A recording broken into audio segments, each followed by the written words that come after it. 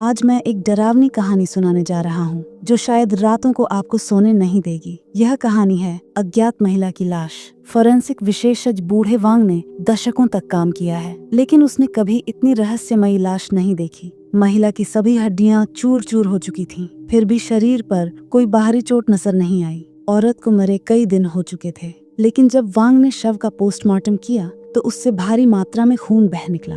यह तो जिंदा इंसान की विशेषता होती है। वांग कुछ सोच भी नहीं पाया था कि उसका बेटा अवई एक और चौंकाने वाली बात लेकर आया। उस महिला की जीभ गायब थी और कटाव बहुत ही खुरदुरा था, जैसे किसी ने जबरदस्ती काटा हो। अनुभवी वांग ने अंदाजा लगाया महिला का अपहरण किया गया था और उसकी जीभ इसलिए काट दी गई ताकि वह मदद के लिए पुकार न सके। फिर वांग ने देखा कि महिला के फेफड़े पूरी तरह काले हो चुके थे। यह स्थिति तो 10 सालों तक धूम्रपान करने वाले में भी नहीं होती। इकलौती संभव बात यही थी, महिला कभी भयंकर जलने की शिकार रही हो। मगर अजीब बात ये थी, उसके शरीर पर कहीं भी जलने के निशान नहीं थे। इसके अलावा उसके हृदय पर भी किसी धारदार वस्तु से कटने के निशान थे और शरीर के बाकी अंगों में भी अंदरूनी चोटें थीं। वांग ने न जाने कितनी लाशें देखी थीं, पर ऐसी अजीब चीज पहले कभी नहीं देखी। तभी बाहर से एक तेज धमाके की आवाज आई। अवय तुरंत देखने गया। उसने देखा कि गलियारे में लगे आईने में कोई खड़ा है, मगर जब वह मुड़ा वहाँ कोई नहीं था। अवय ने सोचा शायद उसकी आंखों का धोखा था और वह वापस आकर पोस्टमार्टम में अपने पिता की मदद करने लगा।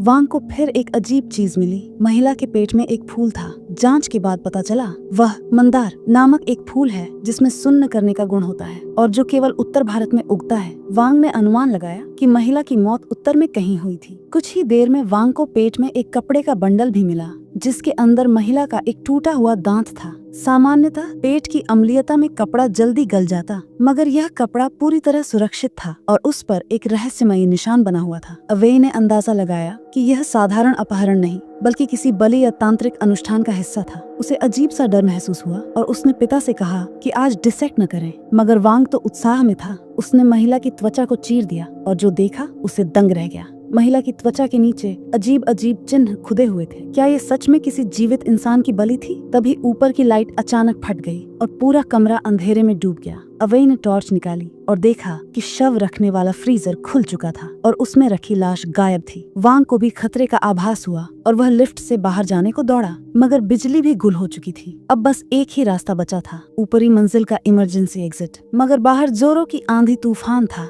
और एक पेड़ गिरकर रास्ता बंद कर चुका था। अवय ने फोन निकालकर मदद मांगनी चाहिए, मगर सिग्नल ही नहीं था। दोनों पिता पुत्र वापस ऑफिस भागे और लैंडलाइन से पुलिस को फोन लगाया। कॉल तो लगी, मगर सामने वाला कुछ सुन ही नहीं पा रहा था। दोनों अचंभित रह गए। तभी बाहर से घंटी जैसी अजीब आवाज आने लगी। अवय डरते डरते दरवाजे तक गया, मगर खोलने की हिम्मत न हुई। झुककर बाहर झांकने लगा। बाहर कुछ भी अनजाना देख दोनों ने मिलकर दरवाजे को बॉक्सों से बंद कर दिया। कुछ देर बाद माहौल शांत हुआ। अवय ने पिता से कहा बाहर वही महिला थी जिसकी वे पोस्टमार्टम कर रहे थे। वांग कुछ समझ न पाया और जख्मी हाथ को धोने वॉशरूम में गया, मगर तभी बाथरूम के पर्दे अपने आप हिलने लगे। चीख की आवाज गूंजी। अवय ने दरवाजा तोड़ा। वांग पूरी तरह घायल था, जैसे किसी ने उसकी पिटाई कर दी हो। वांग ने डरते हुए कहा उसने जो आंखें देखी वो उसी महिला की थीं। अब मामला भूत प्रेत जैसा लग रहा था। बाहर निकलना नामुमकिन था। उन्होंने तय किया शव को जला देना ही एकमात्र उपाय है। जब शव उठाने लगे तो देखा कि पोस्टमार्टम रूम की दरवाजा अपने आप लॉक हो चुका था। अवय ने कुल्हाड़ी उठाई और दरवाजे पर वार किया। फिर वे सावधानी से गुफा की ओर झांकते हैं। जब भय चरम पर होता है तो इंसान क्रोधित हो जाता है। अवय अब कुछ सोच नहीं सका। उसने पास रखे पेट्रोल के डिब्बे उठाए और सीधे महिला चिकित्सक के शरीर पर उंडेल दिए। बूढ़े वांग ने तुरंत माचिस निकाली और आग लगा दी। अगले ही पल लपटें उस महिला को पूरी तरह निगल गईं। मगर सबसे चौंकाने वाली बात यह थी, पेट्रोल पूरी तरह जल जाने के बाद भी उसके शरीर पर आग का एक भी निशान नहीं था। ये बात वाकई बहुत ही अजीब थी। बाप बेटे ने अब महिला का निपटारा करने का विचार त्याग दिया। इसी वक्त लिफ्ट की तरफ से दरवाजा खुलने की आवाज आई। दोनों जल्दी से भागे, मगर जैसे ही वे पहुंचे लिफ्ट का दरवाजा अचानक बंद हो गया और उससे भी डरावनी बात, फिर से वही घंटियों की आवाज सुनाई देने लगी। आईने में झांकने पर दिखा महिला चिकित्सक कोने में खड़ी है और धीरे धीरे उनकी ओर बढ़ रही है। तभी पीछे की लिफ्ट में हलचल हुई। अवय ने तेजी से एक दरार खोली और पिता को घसीटकर अंदर खींच लिया। उन्हें लगा अब वे बच जाएंगे, पर लिफ्ट फिर से खराब हो गई। अवय ने अपनी पूरी ताकत लगा दी, मगर दरवाजा बंद नहीं हुआ। घंटियों की आवाज और भी पास आ गई। वांग जान गया कि अब पीछे हटने का कोई रास्ता नहीं। उसने कुल्हाड़ी उठाई और सीधा सामना करने की तैयारी की। जैसे ही कुल्हाड़ी फेंकी गई, सारा माहौल एकदम शांत हो गया। अवय को कहीं से एक औरत के रोने की आवाज सुनाई दी। वह सावधानी से लिफ्ट से बाहर निकला और हैरान रह गया। जिसे उसके पिता ने मारा था वह और कोई नहीं, उसकी प्रेमिका थी। वांग स्तब्ध खड़ा रह गया। वह नहीं जानता था कि बेटे को कैसे सांत्वना दे, पर सुरक्षा के लिए उसने उसे फिर से लिफ्ट में खींच लिया। उन्होंने सोचा कि अब शायद बच जाएंगे, मगर लिफ्ट बीच में ही अटक गई। महिला चिकित्सक का पोस्टमार्टम शुरू होते ही एक के बाद एक अजीब घटनाएं होने लगी। अवय को लगने लगा कि महिला उन्हें पोस्टमार्टम करने से रोकना चाहती है। क्या कोई भयानक रहस्य छुपा है इसके पीछे? अब मरने से बेहतर था कि सच्चाई सामने लाई जाए। दोनों दोबारा पोस्टमार्टम कक्ष में लौटे और उसका खोपड़ी खोल दी। उन्होंने एक ऊतक निकाल कर देखा और जो दृश्य सामने आया वह अविश्वसनीय था। इतना ही नहीं, अवय को उस तह किए गए कपड़े पर एक किताब का नाम उभारा हुआ मिला। वांग ने तुरंत वही किताब ढूंढी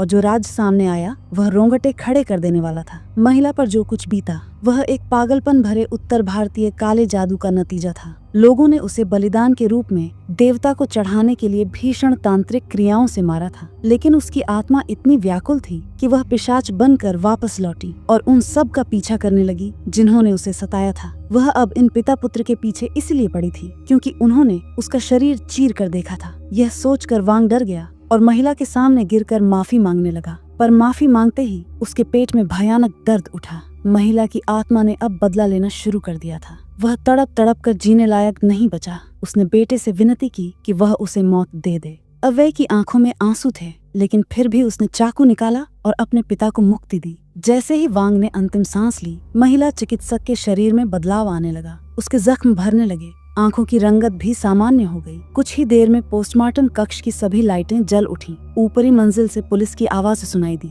अवय को लगा अब बचाव हो गया है, मगर जैसे ही उसने ऊपर की स्टील प्लेट हटाने की कोशिश की, वह टस से मस नहीं हुई। अवय की भावनाएं टूट चुकी थीं और तभी बाहर से आवाज देने वाले पुलिसकर्मी एक रहस्यमयी गीत गाने लगे। उन्हीं के बीच अवय की रहस्यमयी मौत हो गई। वह ऊंचाई से गिरकर मर गया। अगली सुबह पुलिस जब रिपोर्ट लेने पहुंची तो देखा वांग और अवय दोनों अजीब हालत में मरे थे। सिर्फ सीने पर एक घाव था, बाकी शरीर बिल्कुल सामान्य, और वो महिला चिकित्सक अब भी चुपचाप पोस्टमार्टम टेबल पर लेटी थी। सच का पता लगाने के लिए पुलिस ने उसका शव दूसरी जगह भेजने का निर्णय लिया, लेकिन ट्रांसपोर्ट के दौरान उसके सुंदर पांव हिल गए। एक नया चक्र शुरू हो चुका था। अब अगला शिकार कौन होगा?